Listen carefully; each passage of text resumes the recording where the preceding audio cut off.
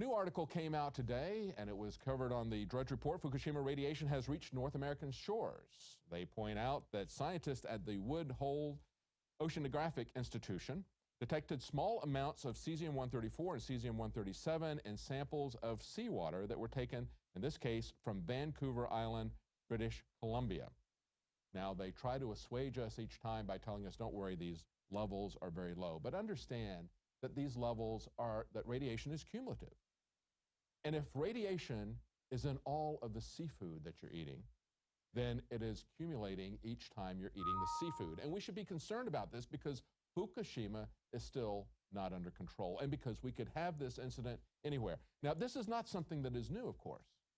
We have pointed this out over and over again for years since this happened at Infowars.com. It isn't just that they've discovered that there is an elevated level of these isotopes. These same isotopes were pointed out to be present back in an article we had on April 26, 2012. Fukushima is falling apart. Are you ready for a mass extinction event? Do you think that was over the top? Well, they were talking about these same isotopes. They said, maybe you've heard about sick seals, polar bears, tainted fish, mutations in dandelions, and so forth. They said that they found 40 million becquerels of radioactive iodine in seaweed. Now, they say, if you don't know how much that is, they say it's quite a bit. And of course, it is permeating and spreading throughout the Pacific Ocean. Now, of course, one of the things they mentioned in that were the sick seals. We got more verification of that in an article in January 26, 2014. University of Alaska scientists say that Fukushima radiation may be making Alaska seals sick. Again, the same isotopes, talking about cesium-134 and 137 found in muscle tissue from control and diseased seals. They discussed the wildlife health implications from different possible routes of exposure to Fukushima fallout, to the ice seals. Now, of course, we also had a story about another effect of the Fukushima radiation. In 2013, October 21st, melting starfish along the West Coast prompt Fukushima concerns. In this story, they said scientists are attempting to find out why one species of starfish is literally melting in the waters off of Washington State and Canada. Strangely, the symptoms have only been seen in certain areas of Washington's Puget Sound and Canadian waters. While the verdict is still unknown, many are pointing fingers to Japan's Fukushima nuclear power plant, which has continued to leak over 300 tons of highly radioactive water into the ocean every single day. Of course, that was on the west coast of America. But this is something that permeates through the Pacific Ocean. And as we can see in this story from 2012, May 2012, Fukushima, California tuna have high levels of radioactive cesium. In this particular case, they were talking about bluefin tuna. Now, these were tuna that had migrated from the Japan coast to the California coast. So in other words, they're starting out close to where Fukushima is. They found radiation levels that were 10 times normal in these particular tuna. But then when we look at another story from June 9th, 2014, we see that albacore tuna, which are not starting at Japan and migrating to the west coast of California, they're in the Pacific Ocean, not as close to Japan. Still, they're seeing a tripling in the level of radiation in albacore tuna. Again, repeating the idea that, don't worry, the radiation levels are low. But as they pointed out in the article, you can't say there's absolutely zero risk because any radiation is assumed to carry at least some small risks. And we need to understand, too, that, as I pointed out, radiation is cumulative. Just as you see it accumulating in the seaweed, accumulating in the fish, it is also accumulating in our bodies. Japanese voters are heading to the polls this weekend to choose their local leaders. Nearly 1,000 elections will be held to pick governors, mayors, and assembly members. Today, we take a look at the northern prefecture of Hokkaido, the scene of a head-to-head race for governor between candidates from the ruling and opposition parties. NHK World's Chihiro Iijima has the story. I will take bold action based on new ways of thinking to escape the crisis caused by our declining population. Harumi Takahashi is incumbent in the campaign. She has the recommendation of the Hokkaido chapter of the ruling Liberal Democratic Party and its coalition partner Komeito. She is seeking her fourth straight term in office. That would be the most of any governor in Hokkaido in history. An LDP executive offered his support at the official start of the campaign season.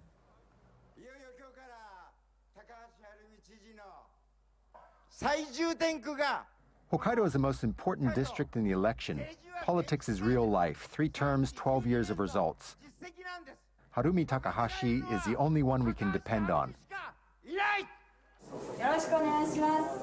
Takahashi's campaign has enjoyed widespread support from the business community. She says she'll use her experience in promoting the farming sector to expand the sales of local products. By working with agricultural cooperatives, we've been playing a central role in turning dairy farms into viable companies. We must also work hard to make sure there are people who can take over the businesses. Takahashi has taken time to visit towns with declining populations. She says residents can bring about a revival by taking advantage of local resources.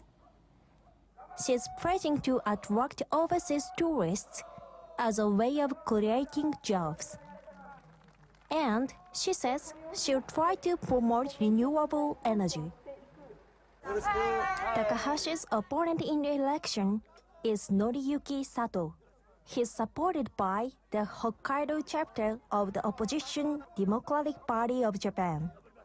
He also has the backing of the Japan Innovation Party, the Japanese Communist Party, the Social Democratic Party, and the new party Daichi. What has the Hokkaido prefectural government been doing for 12 years? Why is the prefecture in the state it's in? Sato's key pledge is to put an end to nuclear power.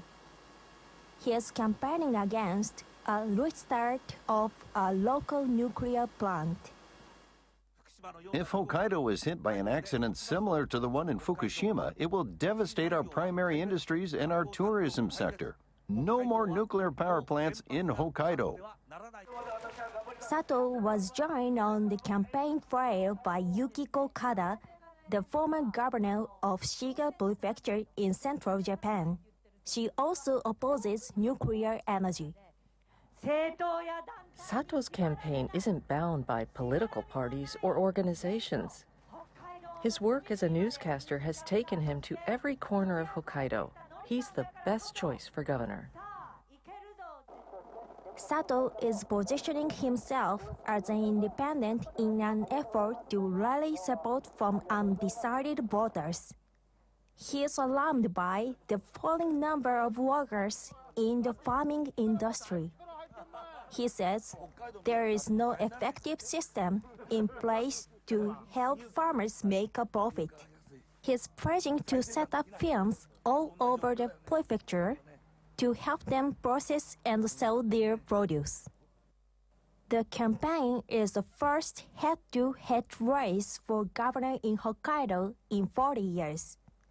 Voters have a clear choice of deciding whether the incumbent should stay in power or whether it's time for a change. Chihiro Iijima, NHK World. Mayuko Ambe from NHK World joins us now with insight on the elections. Mayuko, what are our party leaders hoping to see? This is the first time people around the country will be heading to the polls since lower house elections in December. So members of the ruling and coalition camps see it as an opportunity to make extra gains. And local assembly members play an important role in gathering voter support during general elections. Prime Minister Abe's Liberal Democratic Party and the main opposition Democratic Party are watching 2 governors' races in particular. Their candidates will battle it out in Hokkaido and the southern prefecture of Oita. Both camps are treating these races as opportunities to build strength ahead of upper house elections next year. LDP candidates have done pretty well in general elections since the party came back to power 3 years ago, but members face challenges at the local level. During the past year, they've lost several gubernatorial elections. They're hoping to move past those defeats. They describe the upcoming local elections as the final stage of winning back power. Well, how about the DPJ? What are they looking to accomplish? Well, they're also pinning their hopes on the two governors' races. In the last local elections 4 years ago, they were the ruling bloc, and now they want to go back on the offensive. Members say victory will allow them to solidify the party's foundations. And what about the voters, though? What level of interest are we seeing from them? Japan first held unified local elections in 1947. For a few decades, voting rates were high, even reaching 90% in some cases. But they've been steadily dropping since then. 4 years ago, the figure for the gubernatorial elections was just 53%. And this time, there's no governor's race being held in Tokyo, so that drives down interest as well. But candidates are addressing many important issues, including unemployment, economic revitalization, and depopulation in rural areas. We'll just have to wait and see if these issues connect with voters. Right, Mayako, thank you very much for your analysis.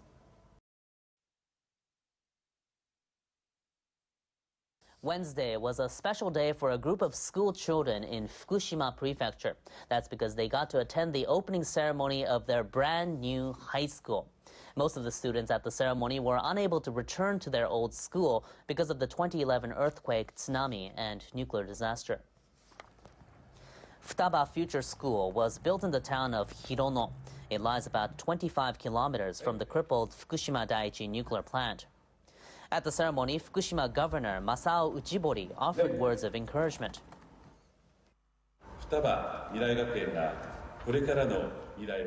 I am sure that all of you, as students in the new school, will become symbols of restoration.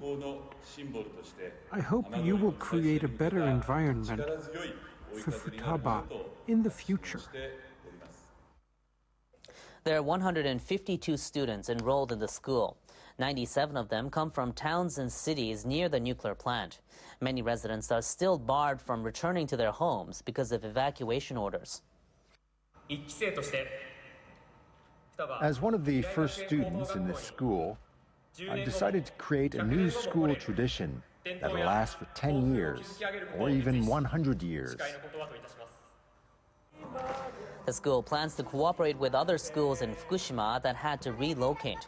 School officials say they want to work together to study ways to recover from the 2011 disaster.